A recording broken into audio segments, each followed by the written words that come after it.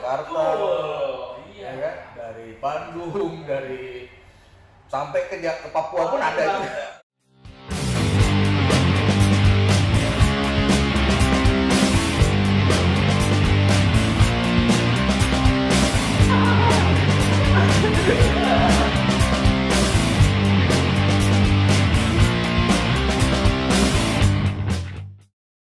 Hai, halo Sobat Boba. Kami KPL Bogor dalam rangka 116 tahun lelang Indonesia. Kali ini kami akan berbincang-bincang dengan para pelelang yang bertugas di KPKL Bogor. Telah hadir bersama kita di sini ada 3 orang pelelang. Yang pertama biasa kami panggil dengan Pak Omes ya, Pak Olonges. Beliau adalah pelelang ahli media. Ya. Kemudian ada juga Pak Eko Yuli. Pak Elo. Ya, kami biasa manggilnya Pak Elo. Beliau adalah pelelang ahli muda. Dan bersama kami yang ketiga adalah pelelang ahli pertama, Pak Ridwan. Jadi ya. Bincang-bincang kali ini kita mulai dengan ini, Pak. Ya. Pengertian tentang lelang nih. Biar masyarakat juga paham apa yang dimaksud dengan lelang pada KPKL Bogor. Gitu. Siapa nih, Pak Omes ya? Mungkin dari kiri lah. Ya. Oh, dari kiri. Pak Elo, lelang. Bedanya sama misalnya sama tender. Nah. Masyarakat umum kan namanya tender. Gitu. Bahasa sehari-hari aja lah. Oke, kalau pengertian lelang sebenarnya adalah penjualan yang dilakukan secara terbuka. Kemudian untuk penawarannya itu adalah dengan harga yang meningkat. Ya, jadi artinya mencari harga yang paling tertinggi dari para penawar. Itu kalau lelang. Jadi beda dengan tender. Kalau tender itu mencari penawaran yang paling kecil dari peserta yang melakukan penawaran. Jadi yang murah yang betul, bedanya seperti itu. Gitu. Atau kalau lelang tender itu ya bukan pembelian barang ya. Ya, betul. Sebenarnya prinsipnya pembelian juga. Tetapi memang kalau lelang barangnya itu sudah ada nilainya, nilai limit yang terendah. Sedangkan kalau tender kan barangnya nanti ya akan dibeli seperti itu karena belum ada barang yang akan dilakukan tender itu. Nah, kalau lelang kan biasanya kan juga itu ya barang-barang eksekusi ya, barang-barang hasil dari penegakan hukum lah gitu ya. Nah, ada nggak sih lelang-lelang yang biasa gitu, lelang seperti yang di naik-naik gitu ya? Ada. Jadi lelang itu kan ada jenis-jenisnya ya. Ada lelang eksekusi, ada lelang non eksekusi, ada lelang sukarela. Nah, kita di aturan yang baru, malah sekarang di PMK 122 itu cuma 2 jenis tuh. Lelang eksekusi sama lelang non eksekusi. Jadi nggak ada lagi non eksekusi sukarela ya. Atau lelang wajib sama lelang. Nah, lelang wajib sekarang sama lelang sukarela, non eksekusi. Nah, kalau yang eksekusi itu yang selama ini memang berdasarkan putusan pengadilan atau peraturan undang-undangan barang itu harus dilelang. Ya. Nah, tadi yang ditanyain Pak Cahyo, ada nggak yang yang sukarela gitu yang dari orang luar lelang? Ada juga, cuma itu biasanya dilakukan oleh teman-teman pejabat lelang kelas 2 juga bisa, oleh kita juga bisa, oleh KPKL juga bisa. Gitu. Dan tadi kalau terkait dengan lelang, sebetulnya lelang itu adalah penjualan barang. Nah, kalau yang di KPKL ini beda gitu, penjualan barang yang dilakukan yang didahului dengan pengumuman lelang. Nah, jadi harus ada pengumuman lelangnya dulu nih, pengumuman di koran atau di website. Nah, tujuannya adalah untuk mengumpulkan massa kan, untuk mengumpulkan pembeli lah, mencari pembeli. Kemudian setelah ada pengumuman, maka dilakukan di hadapan pejabat lelang. Nah, ini kita nih pejabat lelang nih, lelang kelas 1, punya lelang kelas 2. Nah, harus ada lagi ada penjaminan lelang. Kemudian setelah itu syarat lainnya adalah dibuatkan berita acara. Ada berita acaranya. Ada berita acaranya, namanya risalah lelang. Risalah lelang. Nah, itu kalau lelang berdasarkan peraturan undang-undangan Seperti itu.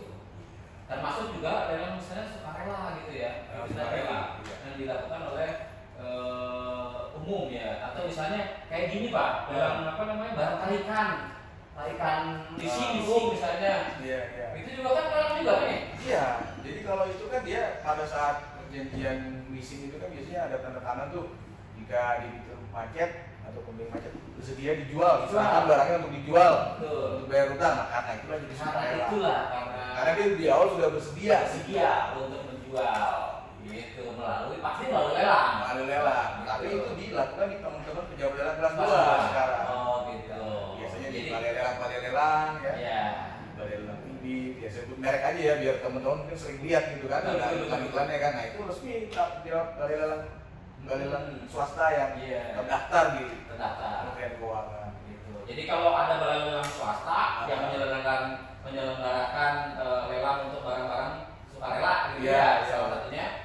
Ada juga kita di KPKN nih menyelenggarakan lelang wajib gitu Pak. Jadi pejabat lelang kelas 1. Pejabat lelang kelas 1. Pejabat lelang kelas 1. Tapi sekarang banyak karena peraturan sudah dibuat fungsional, jadi fungsional pelelang namanya Pak Jaya. Oh, fungsional pelelang. Iya. Gitu. Jadi yang melaksanakan memimpin lelang ya, yang memimpin lelang itu adalah pelelang.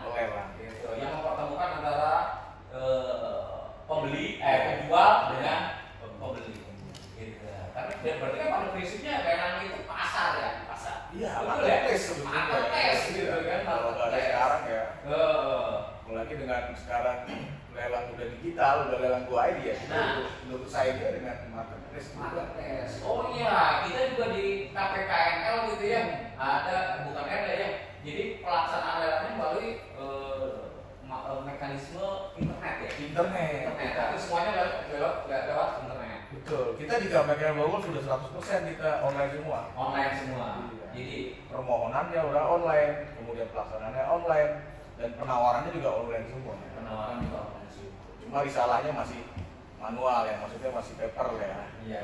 Mungkin ke depannya risalah lelang juga nanti akan online juga ya. Ke depannya. Jadi sekarang itu sebenarnya lelang udah lebih mudah ya, lebih transparan gitu. Semua orang bisa akses ikut lelang. Yang penting punya handphone, punya jaringan bisa ikut lelang.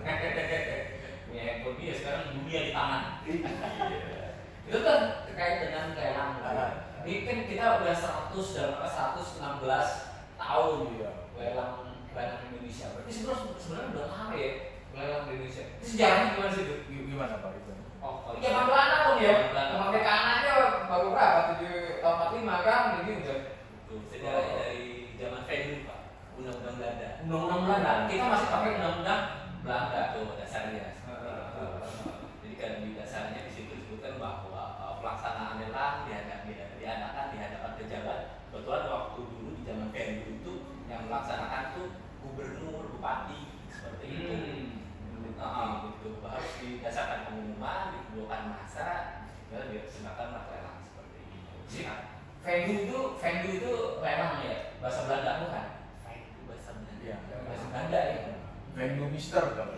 Mister berarti pejabat lelang. Pejabat lelang ya. Mister Venue Venue Mister. Mister. Jadi lelang itu dari zaman Belanda ya pasti ya. Masuk ke Indonesia di bawah Belanda. Tapi kalau di India dulu dari abad ke-berapa ya, abad ke-500 sebelum Masehi kalau nggak salah itu, kalau saya baca literaturnya ya. Itu pertama penjualan budak zaman dulu itu kan. Lelang. Nah, itulah makin kesini penjualan barang rampasan zaman Romawi. Jadi kalau dulu kan negara Romawi menjajah mana itu bawa barang jajahannya itu dilelang itu jualnya. Barangnya. Iya, sampai masuk ke Indonesia ya. Mungkin dulu juga zaman di Indonesia itu kan dibawa oleh VOC gitu ya. Nah, mungkin barang-barang dulu seperti kantor-kantor pemerintah itu dilelang juga barangnya kalau pelelang penghapusan. Sama seperti sekarang. Iya. Yang lakukan Venue Mister itu. Jadi barang-barang pemerintah itu akuntabilitas keuangan mereka ya. Mereka melakukan lelang. Itu namanya kantornya itu namanya Vendu Kantoren. Kantor bahasa Belanda ya. Iya, kantor bahasa Belanda. Vendu Kantor lelang dulu namanya ya. Iya. Kalau kantor lelang sendiri kan udah dulu sebelum DJKN namanya masih BUPLN ya. Kantornya itu namanya Kantor Lelang Negara. Kemudian ketika BUPLN bergabung menjadi DJPLN, berubah lagi namanya jadi DJPLN, baru berubah namanya jadi KP2LN. KP2LN dulu. Kalau dulu kan Kantor Lelang Negara ada KP3N, ya kan? Nah, kalau waktu BUPLN itu, kemudian waktu DJPLN ada digabung tuh kantornya jadi KP2LN. Tahun 2010 itu berubah lagi jadi KPKNL. Tetap ada L-nya di belakang gitu. Nah, sampai sekarang kita udah ada 71 ya? 72 ya? 72 kantor. Luar biasa. Di seluruh Indonesia. Bogor salah satunya nih. Iya, yang terberat. Yang terberat. Luas. Lonjol paling lumayan lah. Jadi 116 tahun lelang Indonesia sudah masuk. Itu berarti hitungannya dari tahun 1908 ya. Dan masih berlaku itu undang-undangnya Pak Cahyo. Oh gitu. Jadi sebenarnya Vendu 116 itu diambil dari Vendu Reglement tadi. Tahun Jadi peraturan lelang pertama kali iya. Ya, dari dulu sampai Itu sekarang. tertanggalnya dibukukan di buku negaranya 28 Februari 1016 tahun yang lalu, 116 tahun yang lalu sih 1908 ya. 1908. Iya. Di awal abad 20. Iya. Dan masih dipakai. Iya, emang kayak nggak enak kalau ngobrol-ngobrol gini nggak ada hidangannya nih. Kopi dong. Iya, ini kita sponsornya nih. Sponsor.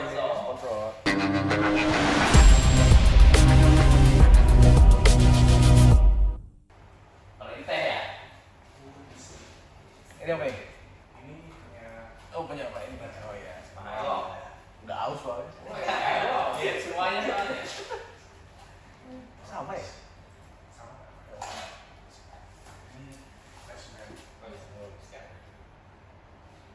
Diminum aja ya? Iya, ayo, silakan. Makasih, Mas Aceh. Terima kasih, Pak. Yuk, sambil ngobrol sambil cicipin dulu lah. Itu tadi tentang sejarah lelang. Berarti pun dari zaman Belanda ya. Iya. Peraturan juga masih berlaku Sampai sekarang. Ini kita sedang membuat RU lelang, Pak. RU pelelangan untuk menggantikan yang dibuat oleh Belanda itu ya. Iya. Tapi masih dalam proses prolegnas. Belum. Tapi sebenarnya peraturan lelang tahun zaman Belanda itu masih tetap direlevan ya untuk regulasi kita ya. Iya. Masih bisa itu ya relevan ya. Pertama begini bahwa untuk ya masih ada yang relevan, yang intinya masih relevan ya. Tapi terkait dengan perkembangan zaman kan, kayak digitalisasi gitu ya. Itu satu. Kemudian juga dulu biaya lelang mungkin pakai mata uang Belanda kan? Iya kan. Terus juga mengenai dulu ada istilahnya Vendu instruksi. Nah, kalau Vendu instruksi itu setingkat PMK sebenarnya dulu itu. Oh, jadi ada Vendu Reglement, ada Vendu instruksi. Ya. Di undang-undang yang dulu tuh ya. Betul. Nah, itu sekarang udah dibuat oleh DJKN kan. Nah, tapi masih ada juga yang masih mencantol ke situ. Ya, memang aturan teknisnya masih. Jadi ada yang masih dipakai, ada yang sudah diperbarui dengan PMK. Dan alangkah lebih baiknya kalau semua itu bisa diundang-undangkan gitu ya. Dengan apa ya, baru lah ya. Yang menyesuaikan dengan perkembangan zaman. Betul. Itu tadi sejarah tentang lelang apa itu lelang, juga sejarah lelang. Ini lebih pribadi nih, Pak Elo. Ya. Kayaknya udah. Ini terkait dengan pelelang. Sejak kapan menjadi Kalau saya sebenarnya awal menjadi pejabat lelang dulu belum pelelang. Tetap bisa. Jadi masih pejabat lelang. Masih belum ada tentang jabatan fungsional lelang. Jadi kita dulu menyebutnya adalah pejabat lelang. Nah, saya jadi pejabat lelang tahun 2014. Waktu itu di KPK Solo. Pejabat lelang. Ya, itu pertama kali jadi pejabat lelang. Atau pertama kali ya? Pertama kali. Itu masih era lelang itu masih belum seperti sekarang. Jadi lelangnya masih istilahnya konvensional. Istilahnya biasa kita nyebutnya konvensional. Ya. Terus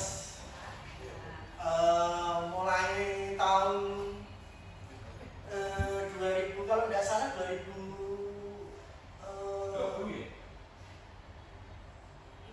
apa ya Pak Komes ya, untuk yang e-auction itu 19 apa 2014 Pak. Oh, 2014 kita mulai e-auction. Nah itu mulai sistem lelangnya menggunakan e-auction Ya, internet mulai ada ya. Nah itu kita ngalami juga itu, jadi perubahan dari yang sebelumnya konvensional berubah ke sistem internet itu juga sesuatu yang luar biasa. Jadi memang pengalaman saya itu memang merasakan sangat perbedaannya luar biasa dalam hal kita menjadi pejabat lelang. Artinya ada sesuatu mindset yang berubah dari dulu yang sebelumnya konvensional, itu yang kita masih sistemnya harus pralelang sebelum lelang itu lebih apa ya, banyak ketemu dengan para peserta lelang ya, dengan berbagai macam apa istilahnya permasalahannya. Jadi itu cukup menguras ini juga, artinya waktu energi kita betul-betul iya. Nah dibandingkan dengan sekarang yang sistem e-auction ini, kita sekarang sudah tidak terlalu ketemu dengan peserta lelang. Artinya karena peserta lelang sekarang untuk mengikuti lelang cukup melalui online. Jadi pelelang sekarang udah fokus ke baca berkas aja ya. Betul. Jadi dokumen-dokumen pelaksanaan lelang, dokumen persyaratan lelang itu aja dibaca gitu. Betul. Jadi kualitasnya lebih ke situ ya. Iya. Gitu. Jadi nggak direcokin sama urusan teknis ya. Iya. Iya nggak? Iya. Dulu kan sering gitu ya. Jadi mau Mas ya? Iya, dulu itu setiap KPKL pasti punya aula untuk lelang ya. Betul, benar. Ya kan? Harus nyiapin tempat, harus nyiapin konsumsi masyarakat. Karena kalau misalnya pesertanya banyak gitu kan, terus harus menyiapkan daftar hadir manual, ya kan, untuk para peserta.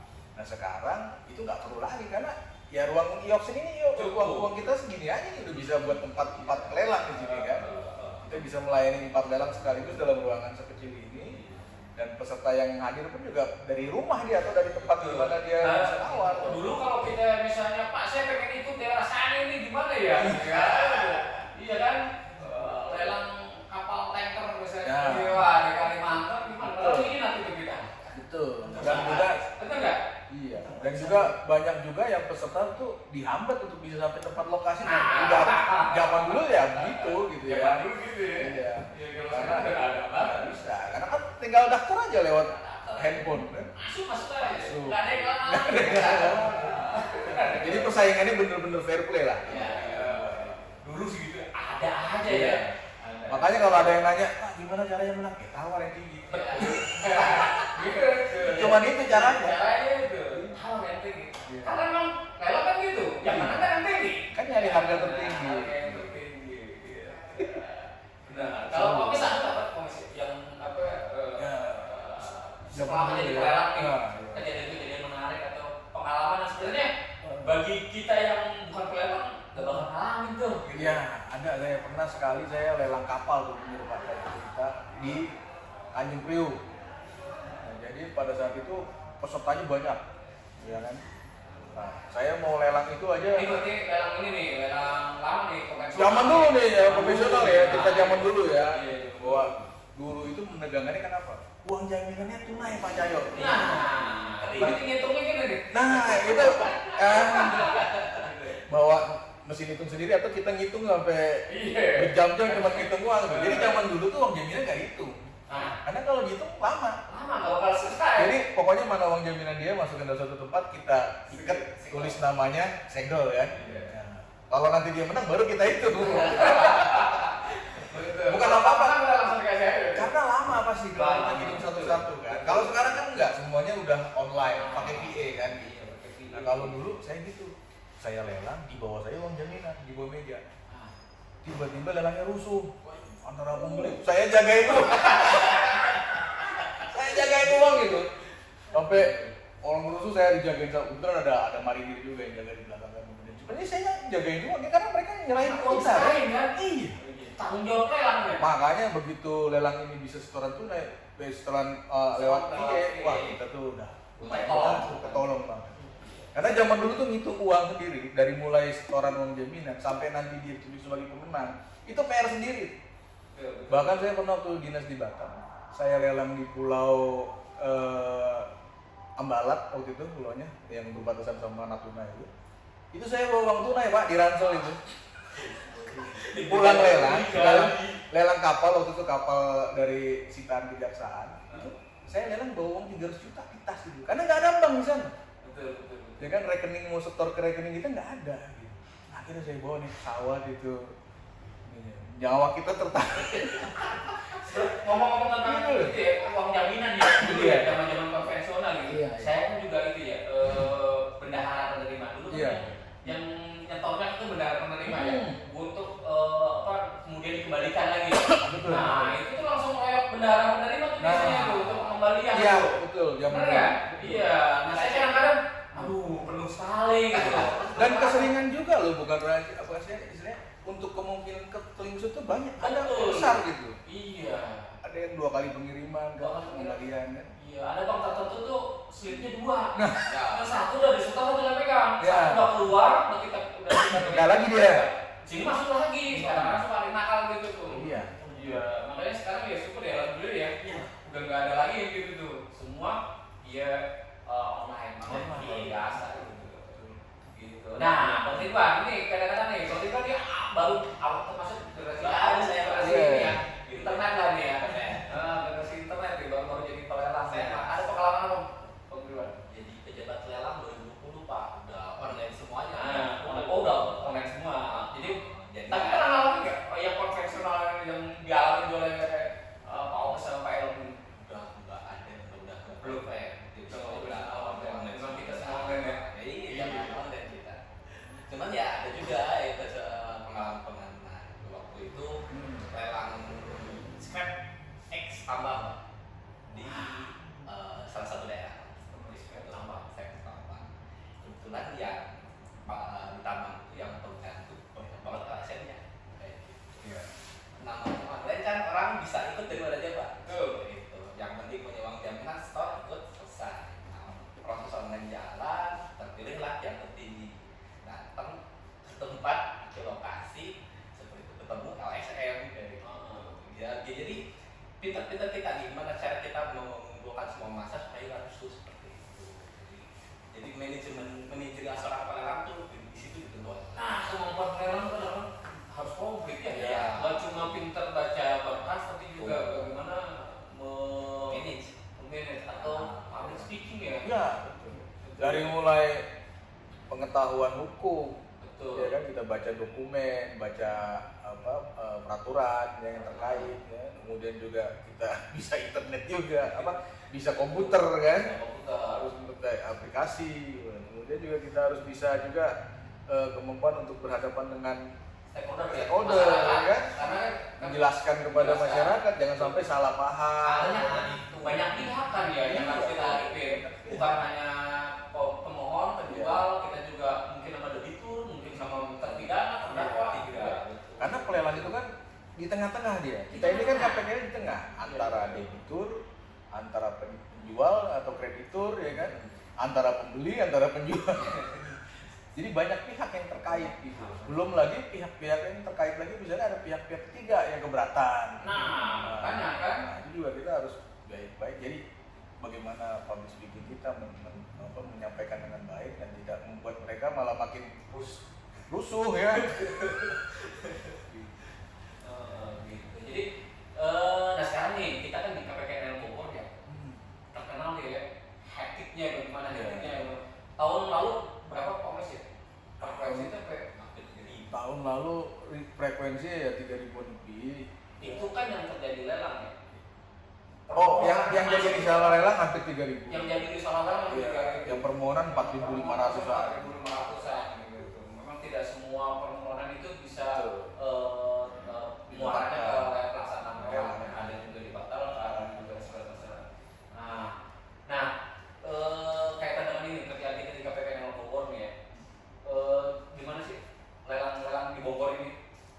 Pengalaman apa ya istilahnya yang membedakan Bogor dengan yang lainnya? Iya. Kondisi lelang di Bogor ini.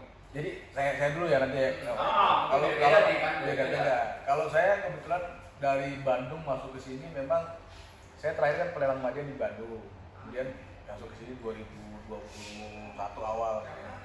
Awal-awal juga kaget juga ngelihat, wah ternyata di sini bukan main-main gitu. Karena sehari rata-rata masuk permohonan tuh 40. Waktu itu pelelang kita hanya ada 6 orang.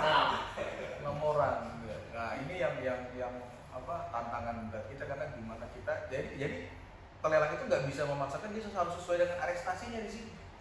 Ya kan? Jadi kan pelelang ini kan Ada arestasinya kan? Ada madya itu ada arestasi ya. Iya.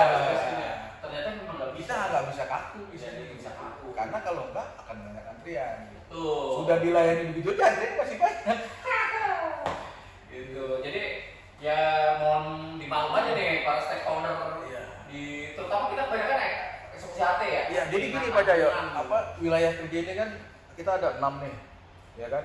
Depok, Kota Bogor, Kabupaten Bogor, Kabupaten Sukabumi, Kota Sukabumi, sampai Cianjur. Nah, itu belum lagi dari permohonan dari luar kota, yang kota wilayah Bogor itu.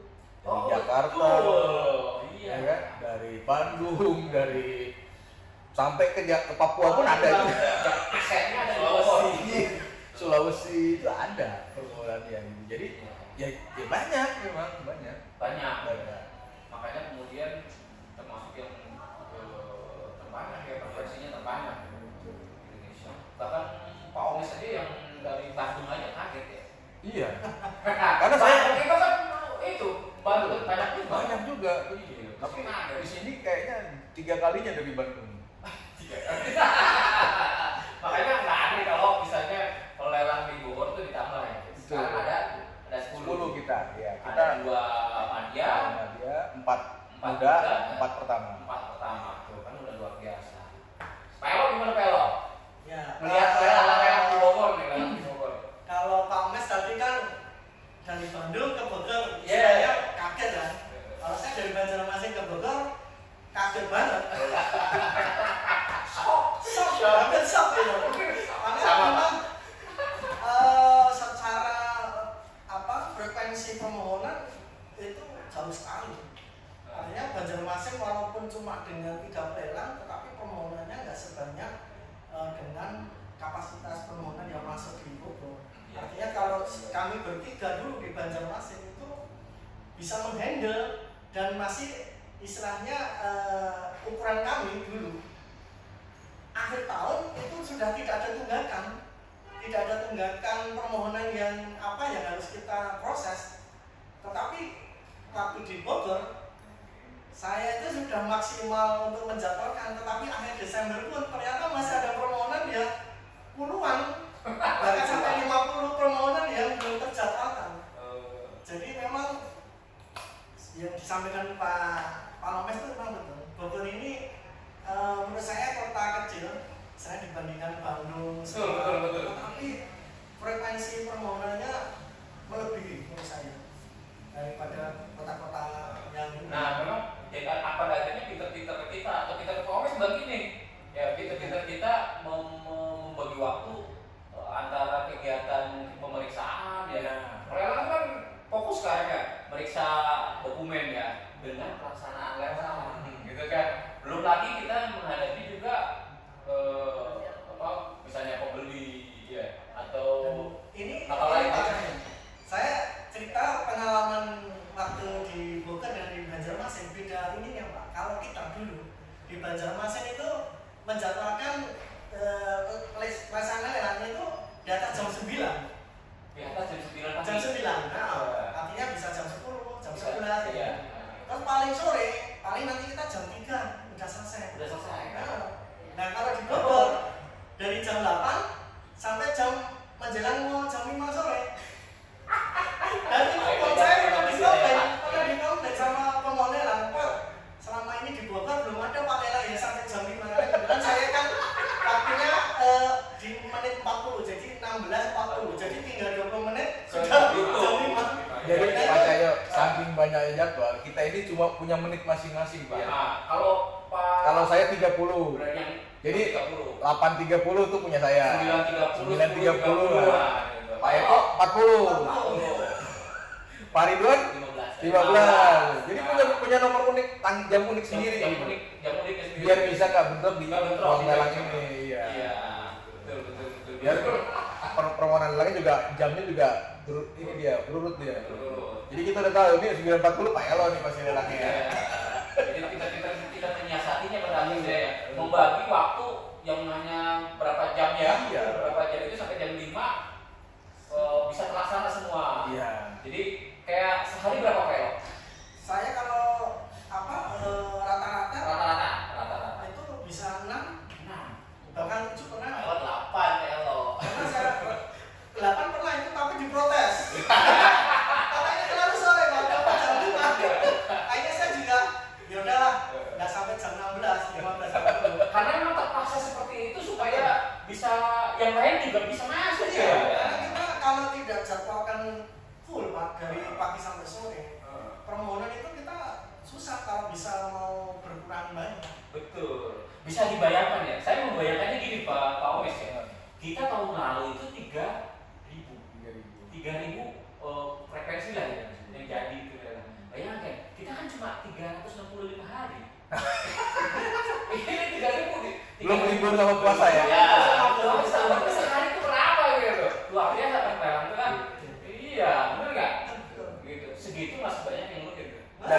Dan gini Pak Elo, Pak Cahyo. Gimana? Tadi Pak Cahyo udah bilang tuh bahwa tugas pelelang itu kan dari mulai pralelang, lelang, pasca lelang. Iya. Itu dibagi dalam jam kerja. Jam kerja. Gitu kan? Iya kan? Dan otomatis lelang sendiri dilakukan di jam kerja. Iya. Nggak boleh di luar jam kerja kan? Betul. Nah, berarti itu udah habis untuk Udah pelaksanaan lelang tuh. Pelaksanaan lelang. Verifikasinya kita sisipkan di antara waktu itu. Wih. Belum lagi nerima tamu kadang. Ya. Kadang-kadang ada yang datang konsultasi gitu kan, kita lagi kerja melayani tamu dulu konsultasi, balik lagi udah lupa nih kerja sampai mana. Gitu. Dan itu lah. Gitu. Jadi ya teman-teman sih pulangnya rata-rata di atas jam 5 sih. Ya itu tuh menyiasati waktu yang Iya. memang berapa. Ya, kalau waktu kerja kan cuma segitu. Iya. Nggak bakal bisa misalnya nyandap gitu ya. Iya. Harus menyisihkan waktu di luar jam kerja. Iya. Itu yang mungkin perlu apa ya pimpinan pusat ya di TKN itu memperhatikan tuh ya. Karena selama ini pelelang-pelelang tuh kan pasti di luar jam kerja. Ada nggak yang pulang tepat waktu? Nggak ada. Ya. Kalaupun pulang tepat waktu pasti bawa berkas dia. Pasti bawa berkas. Di rumah juga dong ya. Jadi sebenarnya perlu diangkat di Promes ya, perlu diangkat ini. Biar bagaimanapun pelelang itu harus menjaga ritme kerjanya gitu. Jangan full diembat semua tuh. Tapi mungkin gini, solusinya mungkin ya tadi pembenahan sistem. Jadi pekerjaan kita itu tidak berulang-ulang. Kan selama ini kita beberapa aplikasi kita kerjakan sekaligus ya, dari bikin untuk lelangnya ada lelang gua ini. Bikin risalahnya ada lagi aplikasi risalah lelang untuk risalah. Bikin surat penetapan lelangnya di Nadiem. Oh, iya. 3 aplikasi ini yang belum lagi kita lagi pemeriksaan berkas fisik. Ya, kan? ya betul. Nah, ini benar-benar istilahnya kita keluar masuk. Nah, kalau dengan nanti lelang versi 2 yang baru, Terbantu sekali. diharapkan sih itu semuanya di satu aplikasi. Termasuk saya dengar pelaporan ya. Karena Ya. sekarang ini pelaporan kan Monitoring dan pelaporan bisa. monitoring pelaporan masuk ke situ. Selama ini monitoring kita bikin teman-teman Pak Asrori dan Bikin aplikasi sendiri bikin ya. aplikasi sendiri untuk bisa membantu ya. Dashboardnya pimpinan ya untuk bisa mengontrol pelaksanaan lelang gitu. Sehingga kita bisa tahu nih proyeksi ke depan masing-masing pelelang itu ada berapa yang sudah ditetapkan. Kemudian capaian masing-masing pelelang juga sudah, sehingga kalau nanti waktunya kita ngisi untuk kontrak kinerja atau untuk ngisi capaian itu udah tinggal narik dari situ. Tinggal narik aja ya. Iya. Itu sangat membantu sekali itu jam kerja. Kita sama-sama nih punya jam kerja segitu, tapi jangan jam terasa sekali itu sekali. Paling pas 1 minggu masuk ke sampai kemarin itu guyonannya dengan Pak Bima selaku kepala KPK itu jangan lama-lama duduknya, nanti kalian ambil ini karena ya memang itu kan kita kalau sudah bekerja itu duduk itu paling untuk jalan itu kalau enggak ke kamar kecil ada tamu, ada lelang, kalau enggak ada duduk terus dari pagi sampai sore.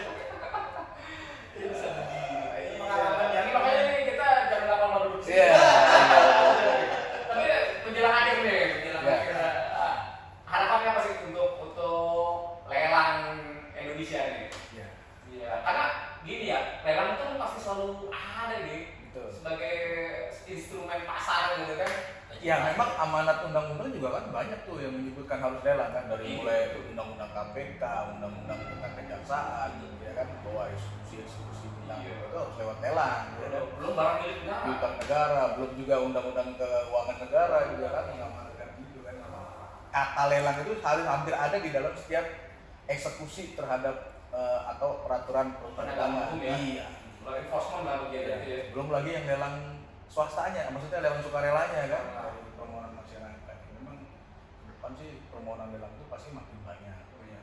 Cuma ya harapannya ya SDM juga ditambah, ya pelelang ditambah, kemudian juga infrastrukturnya, jadi mulai jaringan, terus ya, kemudian juga peralatan, sistem, aplikasi, ya itu yang harusnya memudahkan kita, bukan malah aplikasi itu menambah pekerjaan.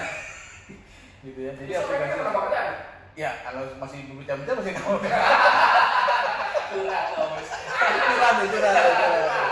Ya kan harapan. Betul lah, harapan. Sehingga mudah-mudahan sih bisa tercapai nih. Begitu juga ya. Ya pada intinya kan kalau pelelang ini harapannya itu kita bisa melaksanakan lelang tetapi dengan efisiensi dan efektif.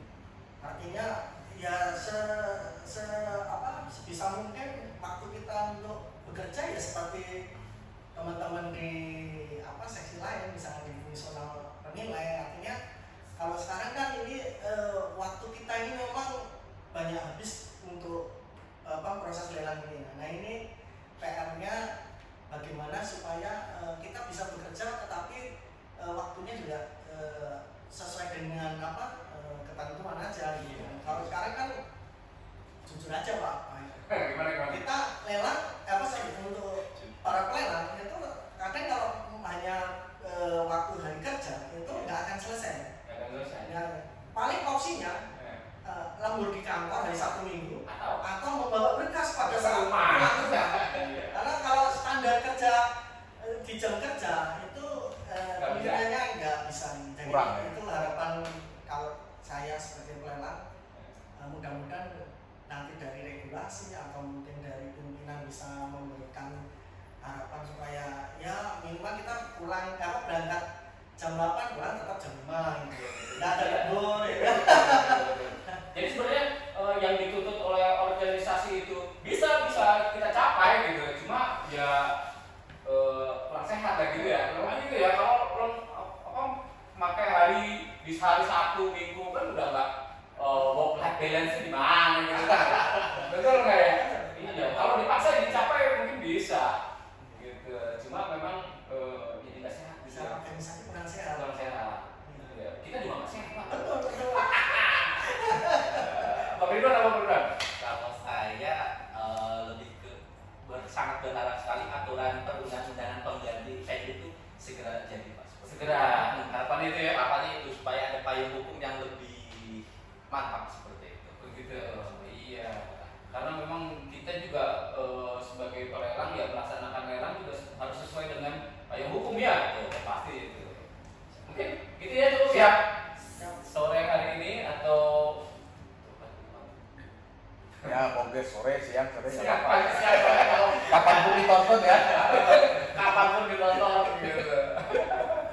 Mungkin bincang-bincang santai kita pada hari ini dicukupkan sampai di sini. Mudah-mudahan apa yang disampaikan dirasa oleh para pelelang ini menjadi apa ya harapan perbaikan di kemudian hari. Demikian bincang santai kita pada hari ini. Salam boba, salam sehat. Terima kasih.